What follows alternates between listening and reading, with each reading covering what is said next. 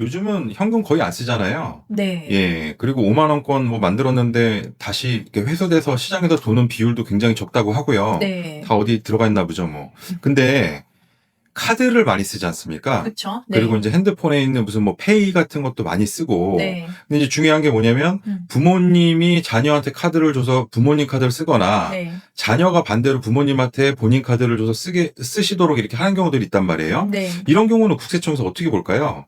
사실 엄격하게 보자면 그 부분도 다 증여에 해당을 할 수가 있습니다. 왜냐하면 카드를 부모님 카드나 자녀 카드를 대신해서 쓰게 해 주는 것 자체가 세법에서 인제 말하는 '경제적 이익을 무상 이전한 거다.' 이렇게 볼 수 있기 때문에 그 부분은 엄격히 증여에 해당한다고 볼 수 있습니다. 아, 그럼 그 말씀은 음. 돈의 크기가 중요한 게 아니라 네. 행위 자체, 패턴 자체가 문제라는 건데, 네. 근데 이 카드로 뭐 대단한 걸 쓰는 게 아니라요. 네. 교통비, 통신비, 밥값, 뭐 음. 학원비 정도란 말이에요. 네. 그래도 문제가 될까요? 그거는 그러면 좀 경우에 따라서 달리 판단할 수 있는 부분이 있을 텐데, 왜냐하면 사회통념상 인정되는 피부양자의 뭐 생활비라든지, 뭐 교육비라든지 이런 부분들은, 증여가 아닌 비과세로 보는 부분이 또 분명히 있기 때문에 상황에 따라서 경우에 따라서 좀 다르다. 일단 이렇게 좀 말씀드릴 수 있을 것 같아요. 그러면 여기서 중요한 거는 인제 사회통념상 인정되는 이라는 게 사실 수치상으로 기준을 잡을 수는 없는 부분이고, 그러니까 액수로서 기준을 잡을 수는 없는 부분이기 때문에 그런 부분에 있어서도 또 좀 경우에 따라서 다른 부분이 있을 수가 있는 거고, 중요한 거는 피부양자의 어떤 생활비라고 했을 때 그러면 그 경제적 이익을 무상으로 받은 사람 입장에 있어서 내가 자립적으로 이 생활비를 지급할 능력이 되느냐, 능력이 안 되기 때문에 이런 도움을 받았다 그러면 아무래도 증여로 받을 여지가 줄어드는 거게 되겠고요.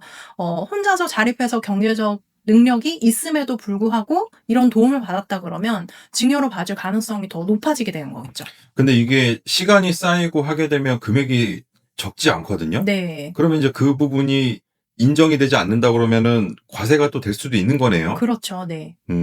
그리고 이제 직장을 다니는 자녀가 네. 부모님의 카드를 그냥 써온 대로 그냥 쓰는 거예요. 네. 그리고 본인의 급여는 나중에 주택을 구매하기 음. 위해서 저축을 한다든지 적금을 든다든지 투자를 하는 거죠. 네. 이런 부분들도 국세청이 다 적발할 수 있다라고 뭐 음. 그렇게들 얘기를 하는데 어떻게 네. 보시나요? 네.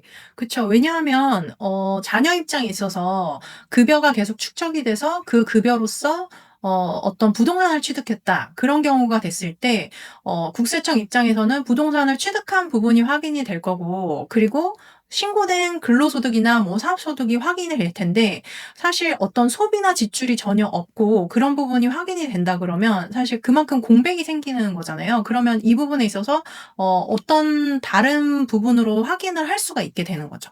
음.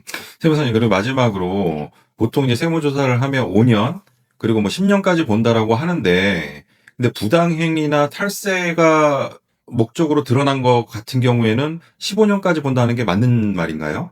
네. 세목에 따라서 좀 다르게 말씀드릴 수가 있는데 증여세 측면에서는 15년까지도 가능합니다. 네, 그래서 10년이 아니고 10년이 지나면 모든 것이 다 리셋돼서 하는 거는 그 비과세로 줄 수 있는 금액, 5천만 원 자녀, 그다음에 배우자 6억 이것인 거고, 네. 만약에 탈세나 부당이득은 15년, 그리고 더 볼 수도 있는 거죠, 사실은.